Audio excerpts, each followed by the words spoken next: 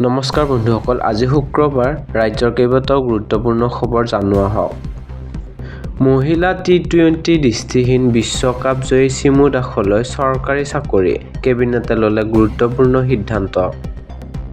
কেবিনেটে বিশ্বকাপ জয়ী দৃষ্টিহীন কন্যা অসম সন্তান চিমু দাসক চৰকাৰী চাকৰিত নিযুক্তি দিব।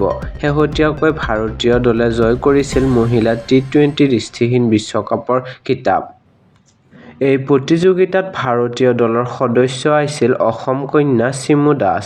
পৰৱৰ্তী খবৰ, মহানগৰী ফাঁচীবাজাৰত চলিল প্ৰশাসনৰ উচ্ছেদ অভিযান। এখন এখনকৈ পদপথৰ সকলো দোকান আঁতৰালে প্ৰশাসনে।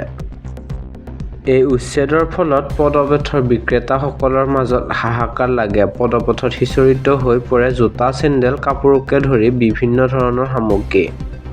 আৰু পৰৱৰ্তী খবৰলৈ আগবাঢ়িছো। লাহৰীঘাটত আৰক্ষীয়ে উৎখাত কৰিলে এখন অবৈধ মাদ্ৰাছা। টেঙাগুৰি অঞ্চলৰ স্থানীয় ৰাইজৰ অজ্ঞাতে দুজন লোকে চলাই আছিল মাদ্ৰাছাখন।